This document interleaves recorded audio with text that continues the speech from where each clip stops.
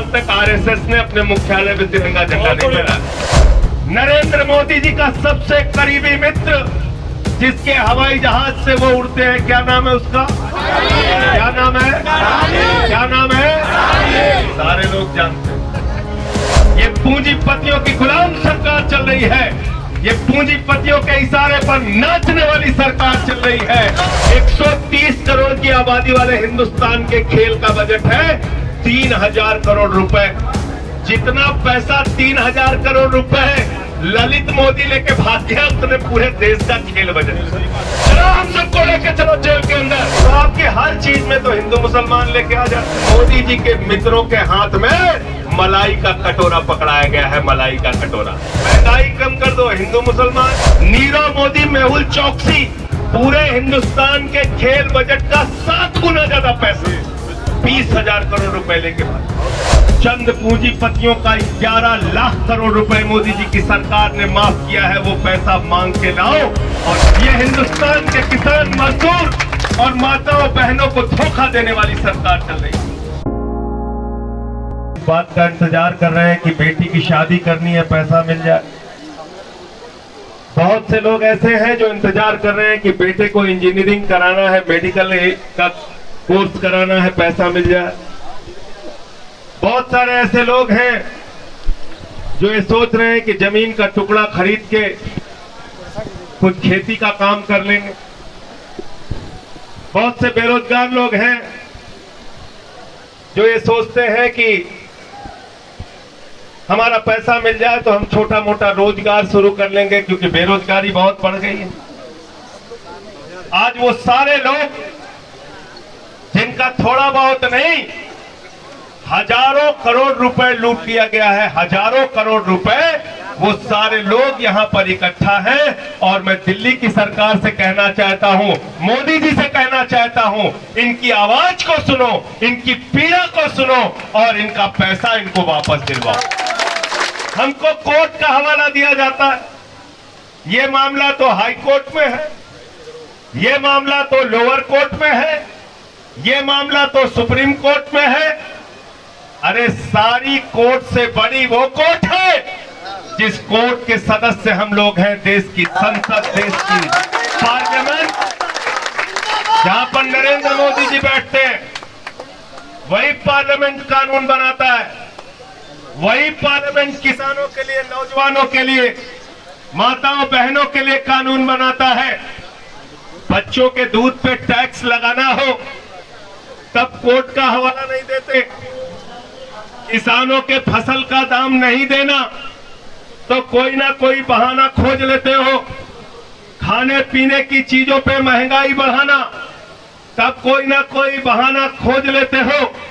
लेकिन अपनी जिंदगी की गाढ़ी कमाई का पैसा जिन लोगों ने सहारा कंपनी और दूसरी कंपनियों में लगाया, वो अपना पैसा मांग रहे हैं, आपसे कोई खैरात नहीं मांग रहे हैं। उनके लिए तुम बहाने बताते। और मैंने अभी पार्लियामेंट में कहा था कि ये सरकार जो देश की सरकार चल रही है, ये पूंजीपतियों की गुलाम सरकार चल रही है। ये पूंजीपतियों के इशारे पर नाचने वाली सरकार चल रही है। ये हिंदुस्तान के किसान, मजदूर और माताओं बहनों को धोखा देने वाली सरकार चल रही है। और ये बात मैं क्यों कह रहा हूं? आज हिंदुस्तान के 92 लोगों के पास 55 करोड़ लोगों के बराबर की संपत्ति है। 92 लोगों के पास आज हिंदुस्तान में एक आदमी है, एक आदमी, नरेंद्र मोदी जी का सबसे करीबी मित्र, जिसके हवाई जहाज से वो उड़ते हैं। क्या नाम है उसका? क्या नाम है? क्या नाम है? सारे लोग जानते हैं। अभी उसका नाम किस सूची में आया? किस सूची में आया? पूरे दुनिया में बिल गेट्स से ज्यादा अमीर हो गया वो। हिंदुस्तान का नौजवान कटोरा लेके घूम रहा है। हिंदुस्तान की माताओं बहनों का चूल्हा अब चलना बंद हो गया। गैस का सिलेंडर 1000 रुपए पार हो गया। 1100 रुपए का सिलेंडर हो गया। 11.5। डीजल पेट्रोल महंगा हो गया। 250 रुपए का सरसों का तेल तुम्हारे समय में बिका। दूध पर टैक्स लगा दिया, दही पर टैक्स लगा दिया, छाछ पे टैक्स लगा दिया। आटा पे टैक्स लगा दिया, दाल चावल पे टैक्स लगा दिया, अरे यहां तक कि अस्पताल के कमरों पर भी टैक्स लगा दिया। 800 कफन पे भी टैक्स लगा दिया। 800 दवाओं पर, किडनी की दवा, कैंसर की दवा, हार्ट की दवा, टीबी की दवा, 800 दवाओं पर 10% से ज्यादा टैक्स लगा दिया। और आपको मालूम है कितना कितना दिया है कर्जा उसको? अपने मित्र को कितना कर्जा दिया है मोदी जी ने, मालूम है आपको? कितना दिया है? नहीं मालूम, नहीं मालूम।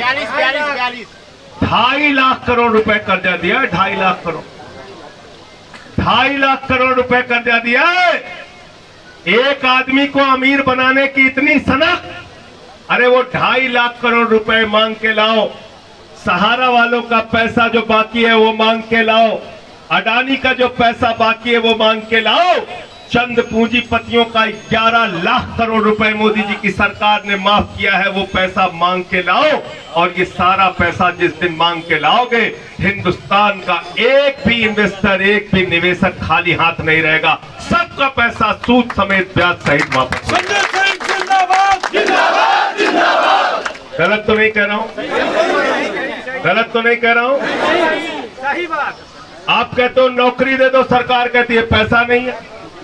आप कहते हो भैया सुप्रीम कोर्ट में केस चल गया, आदेश हो गया, हमारा पैसा तो हमको दिलवा दो। कहते नहीं पैसा नहीं है, ये नियम है, वो कमेटी है, ऐसी है वैसी है। अरे छोड़ो कमेटी फमेटी, ये सारी कमेटी कूड़ेदान में डालो। और जितना पैसा सहारा से और दूसरी कंपनियों से जब्त किया है, वो पैसा लाइन लगा के इन्वेस्टर को दिलाओ। ये तुम्हारी जिम्मेदारी है मोदी जी। तुमने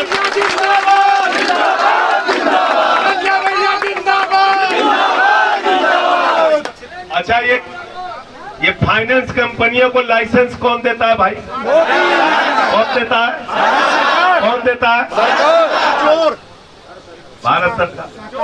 बैंक किसके हैं? चोरों की। बैंक किसके हैं? भारत सरकार। भारत सरकार, भारत सरकार के बैंक, भारत सरकार फाइनेंस कंपनियों को लाइसेंस देती है। भारत सरकार की जिम्मेदारी है हमारी निगरानी करना। भारत सरकार की जिम्मेदारी है अगर कोई बैंक वाला हमें लूटता है, कोई फाइनेंस कंपनी वाला हमें लूटता है, तो उसका कॉलर पकड़ के उसको जेल के सीखचों के पीछे डालो और उसको जेल के पीछे डालकर सारा पैसा इन्वेस्टर्स का दिलवाओ। यही तो जिम्मेदारी है। क्या क्या घोटाला हुआ इस देश में? क्या क्या घोटाला हुआ? अभी मैं खेल का बजट पढ़ रहा था। खेल का बजट 130 करोड़ की आबादी वाले हिंदुस्तान के खेल का बजट है 3000 करोड़ रुपए। जितना पैसा 3000 करोड़ रुपए ललित मोदी लेके भाग गया, उतने पूरे देश का खेल बजट। गुस्सा नहीं आता आप लोगों को? नाराजगी नहीं होती आपको? 9000 करोड़ रुपए यानी पूरे भारत के खेल बजट का 3 गुना पैसा अकेले विजय माल्या लेके भाग गया। विजय माल्या लेके भाग गया।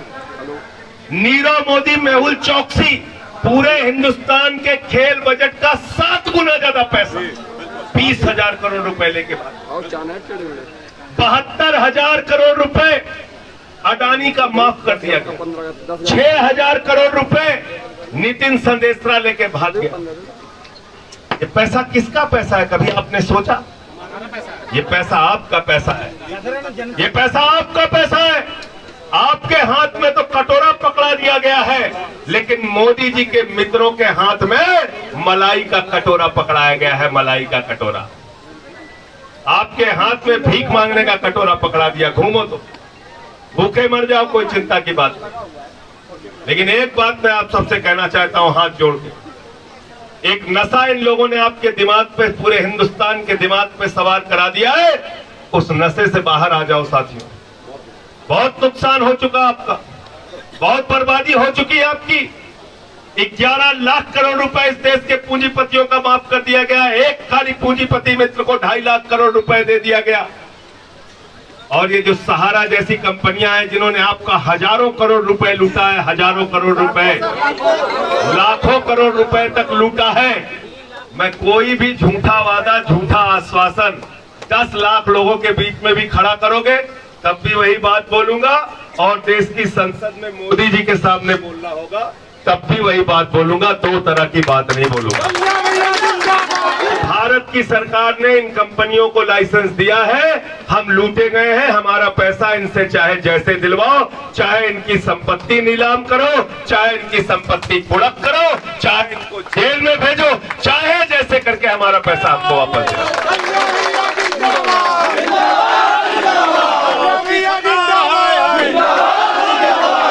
मोदी सरकार है। नौकरी दे दो, कहते नहीं हिंदू मुसलमान, महंगाई कम कर दो, हिंदू मुसलमान, तो आपके हर चीज में तो हिंदू मुसलमान लेके आ जाते हैं। तो अब की आपको कह दो भैया तुम्हारा हिंदू मुसलमान हम बाद में सुनेंगे, पहले हमारा भुगतान, पहले भुगतान तब हिंदू मुसलमान। और अगर ईडी, सीबीआई, दिल्ली पुलिस, फलाना, लाठी डंडा, मुकदमा, अरे कितना मुकदमा करेंगे भाई, कितने लोगों को अंदर करेंगे? चलो हम सबको लेके चलो जेल के अंदर, तुम्हारा पैसा खाएंगे, सबको बंद करो जेल में। बाहर तो ऐसे खाने के लिए नहीं मिल रहा है, कम से कम 300-400 रुपए जेल में हमारे नाम का खाने का और नाश्ते का निकलेगा, आराम से इनका खाएंगे और वही इनके खिलाफ आंदोलन। अरे इनका तिरंगे से कोई लेना देना नहीं भाई, आप क्यों गलतफहमी में पड़े? 52 साल तक आरएसएस ने अपने मुख्यालय में तिरंगा झंडा नहीं फहराया। इनकी बात कर रहे हैं, किन लोगों की बात कर रहे हैं? इनका पूर्व मंत्री है के.एस. ईश्वरप्पा, उसने कहा भारत का झंडा तिरंगा नहीं रहेगा। भारतीय जनता पार्टी का विधायक है अभी भी। चुनाव में हारने से जनता से डरती है। खाली 3 सीट पे लोगों ने मध्यावधि चुनाव में भारतीय जनता पार्टी को हराया। हिमाचल में तुरंत पेट्रोल डीजल का दाम 11 लाख करोड़ रुपए पूंजीपतियों का माफ कर दिया। सरकार का खजाना पूंजीपतियों पर, अपने दोस्तों पर मोदी जी ने लुटा दिया। अब जनता के ऊपर टैक्स का बोझ लाद के उनसे वसूली करने का काम कर रहे हैं।